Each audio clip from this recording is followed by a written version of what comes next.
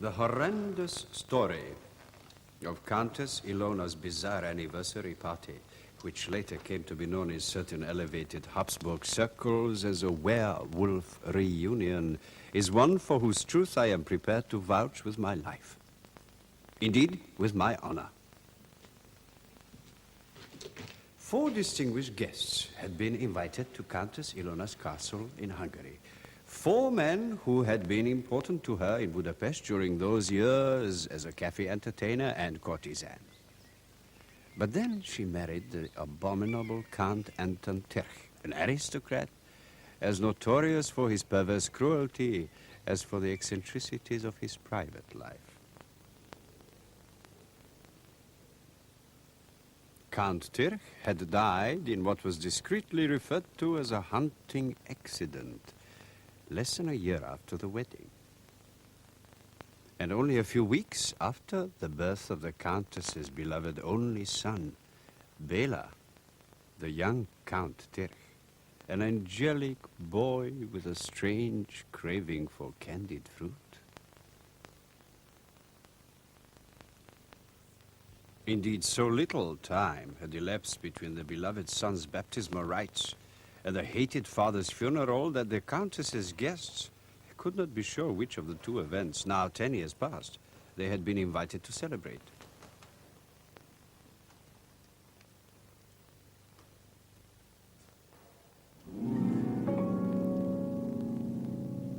The guest who probably knew Ilona best was a retired doctor and self-confessed erotomane, Felix Kraus. He had quickly found someone at Castle Tirch whom he was pleased to add to his collection of amorous conquests, a list with which he endeavored to amuse his friends in Budapest. Zoltan Vincents, once an unhappy revolutionary, now a contented arms dealer, had once invested heavily in Ilona. He hoped to recoup at least some of his losses. The 3rd guest, the sybaritic young virtuoso Hugo Hoffmann, did not survive his first night at Castle Tirch. Killed and hideously mutilated, he was found the next morning by his fellow guests, who believed him to be the victim of some marauding beast. Having foolishly decided to travel to Transylvania by private carriage, the 4th visitor arrived late, much to the Countess's regret. Baron Joseph von Heller was without doubt the most illustrious of the Countess's former lovers, those men who, she imagined, had ruined her own life and that of her beloved son before that life had barely begun. Considering that Baron von Heller was a politician of unrivaled deceit, it was remarkable how convincingly he performed in public his chosen role, that of the man of principle. Baron von Haller, Herr Zoltan von Vincenz. Some breakfast, if the Baron pleases. Mocha. You look surprised, Baron. I am surprised. Unpleasantly, it would seem. I could not deny it. Oh. Since you rage so ceaselessly against my activities in Parliament, it can hardly improve your reputation to be found in my company, in these somewhat loose circumstances, moreover. What circumstances? Well, you suspect nothing a little, well, Sinister. My friend, these old castles were built to discourage visitors. There is nothing here that I have not observed in a dozen eastern country estates. I wasn't thinking so much of the architecture, more of the nature of the invitation. Didn't that strike you as somewhat underhand? It does so now, Herr Vincenz. Oh, forgive me, if in addressing you I omit the ennobling font, since I happen to know you are not entitled to the honor. Quite true, Baron. But as His Majesty will shortly be conferring upon me the title of Count. Ah. You are privy to His Majesty's private thoughts. I'm paying for the title dearly, as you did for yours. But no matter. I'm glad you're here. We need you. I was not even aware that you were acquainted with the Countess Tira, let alone her late husband, the Count. There are a great many things of which you, mercifully, are unaware, Herr Haller. You ever met Hugo Hoffmann? Yes, of course. Rather showy style of playing. Well, you'll play no more, showily or otherwise. Oh, Dead. indeed. Last night. Here. Attacked by, well, one can one can only guess. Attacked by whom? By one. Quite true. Baron. Dr. Krauss. Well, this is most disturbing. I wish to know more. How he loves his candy fruit, his candy fruit. Silver, the shutter.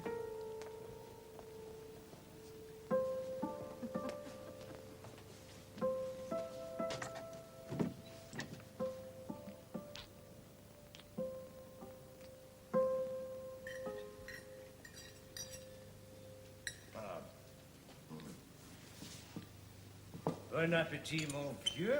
Really, how under these circumstances you can enjoy breakfast? I'm enjoying lunch. Breakfast I enjoyed some hours ago after our unfortunate discovery. Sickening. Really? Oh, the people like you are betters, always prattling on about this petty-minded god of yours. Is it your insurance policy? Just in case, after the worms have satisfied their appetites on your body, on your lips, on your eyes. Please, if you cannot respect our concern, perhaps you could show some respect for the Countess's grief. Poor Hoffman. Poor Hoffman. What irony. I repeat that good Christians should always condemn the normal and pleasurable functions which the aforesaid good Lord has kindly equipped us. Drink, and we're told that our livers will rot away. Fornicate in any other but most of the perversely domesticated manner, and we will go mad with horrendous diseases. No one condemns enjoyment of the flesh in moderation. And now, will you let me finish? No, no doubt. We should be told that even eating is harmful in some way will hasten our descent. But, my dear Zoltan, it is true. We all die of our pleasure. Look here. What is to be done? Yes. Poor Hoffman. Such a talent. Such a loss to Ilona, to the world. You. Where is the Countess? The Countess, Baron, is asleep. Asleep. The Countess has left instructions, Baron. She does not wish to be disturbed today. The Countess is profoundly distressed. Yes, she must be disconsolate beyond me. I have, of course, announced your arrival, Baron. The Countess will be pleased to dine with you tonight.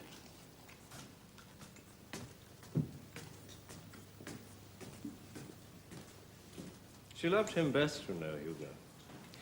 He was not merely a lover, he was more a brother, a son. Oh, he's sentimental, fool. He was a toy. A momentary caprice, a plaything like the rest of us. Dear Zoltan, you are plaything. Still, that story she told us last night about how any of us could be the father of her son. I dare say you too, Baron. What? Her son, Bela, he could be yours, or mine, or Hugo's, not his, of course. Utterly impossible. I mean, you only have to look at the boy, don't you? No, it's quite impossible. You mean you worked out the dates? No, but I'm sure you have. Could it have been young Hoffman? It's a most distasteful conjecture, certainly, but is that perhaps why? Why he was killed, say it. It's possible Hoffman was murdered. As a doctor, a former doctor, could you say positively that Hugo Hoffman did not die of natural causes? Natural causes, I told you. Hardly natural, my friend. What then are the The facts? facts are that a ravenous wild beast got into the grounds and found his way into the castle. A bear. A wolf. Yeah, I've often seen them in this part of the world, you know, hunting in packs, ravenous. Wolves do not enter houses. This one did, found poor Hoffman playing the organ. A music critic in wolf's clothing. You say this animal actually attacked Hoffman in this house? Attacked, devoured would be the more accurate term, my dear Baron. He was torn to pieces. And the curious thing is that Count Tyr, our beloved Ilona's husband, he too. The Count died after a hunting accident. In fact, it seems he died of lycanthropy. I don't understand. Before he died, your friend Count Tyr imagined he was a wolf. Or rather, as he would have said, A werewolf. Mock her, my dear.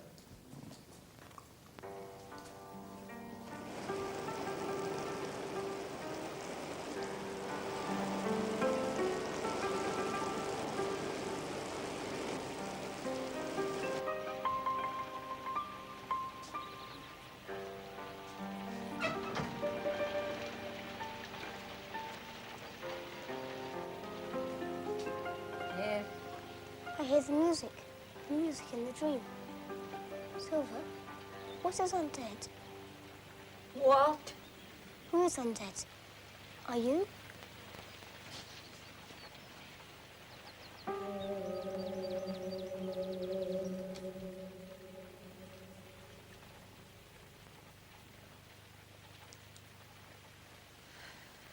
Come here.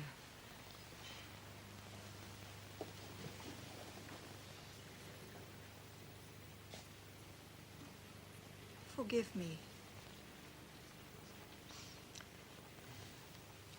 How do you find him? The doctor? The doctor. No, the other one. The one who arrived late. He seems very soldierly, Countess. Very noble. And what do they talk about? They are relieved that they are still alive. Indeed.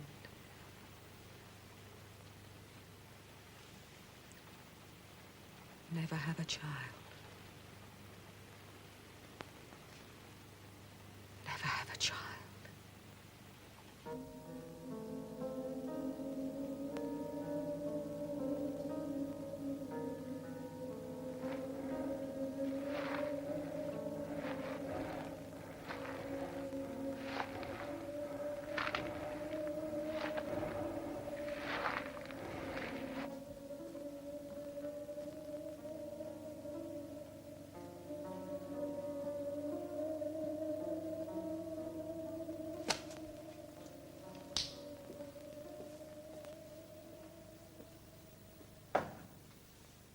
Enter.